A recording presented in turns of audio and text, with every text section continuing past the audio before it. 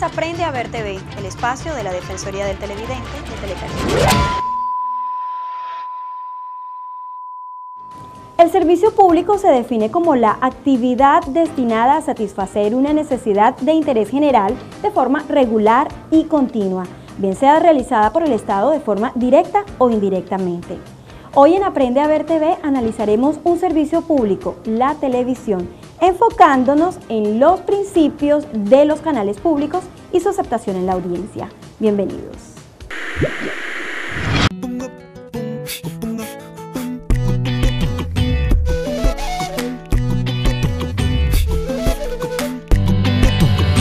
Telecaribe, Guapororome, Guayacán.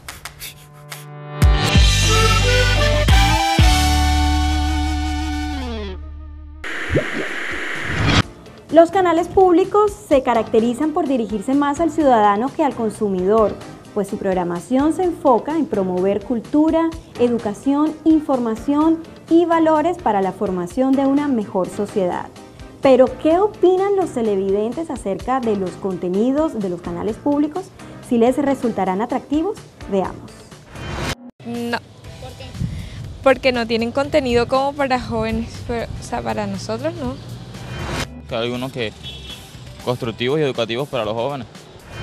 Bueno, son canales educativos, pero que muchas veces de pronto tienden a faltarle un poco más de recreatividad, llamar de pronto un poco más la atención del público. Me parece muy bueno. ¿Sí? ¿Por qué? Bueno, porque son bastante estructurales, o sea, dan más enseñanza que los privados. Para profundizar sobre este tema hemos invitado al productor delegado de Telecaribe, él se llama José Vicente Camargo, a quien le damos la bienvenida y el agradecimiento también por estar aquí en el espacio del Defensor del Televidente. Y vamos a iniciar de inmediato compartiendo el comentario de uno de nuestros televidentes, él se llama José Antonio Ospino y dice: quisiera saber por qué Telecaribe no maneja contenidos como los que uno puede observar en los canales privados, como telenovelas, seriados, películas o contenidos de entretenimiento que puedan mantenernos más conectados al canal. ¿Qué le podemos responder? Bueno, primero que todo, gracias por la invitación. Bueno, básicamente los principios de la televisión pública no nos permiten tener esta serie de contenidos. Producir una novela cuesta muchísimo dinero. Producir reality cuesta muchísimo dinero. Y nosotros nos apegamos a la Autoridad Nacional de Televisión, que anteriormente era la Comisión Nacional de Televisión, la cual nos designa a nosotros los rubros que debemos invertir o gastar en la televisión pública. Y por otro lado está la diferencia entre la televisión pública y la televisión privada, de que la televisión pública está más orientada a educar que a entretener. Con esto no estoy diciendo que no entretiene, sino que su condición le exige y le establece que debe propender más por la educación, y en ese caso los contenidos educativos suelen ser menos costosos que los contenidos que me estaba diciendo el televidente. ¿Qué diferencias existen entre los principios de un canal de televisión pública y un canal de televisión privada? Aunque los principios de un canal público y un canal privado son los mismos, recrear, educar, entretener, la televisión pública, por su condición de ser una televisión que es sostenida por dineros públicos, dineros del Estado, tiene una condición que le exige que los contenidos sean más orientados hacia lo educativo y propender por establecer condiciones y comportamientos en nuestros televidentes que sean más orientados a fortalecer su condición social, humana. Los canales privados tienden más a convertirse en productores de entretenimiento, por decirlo así, con novelas, con reality.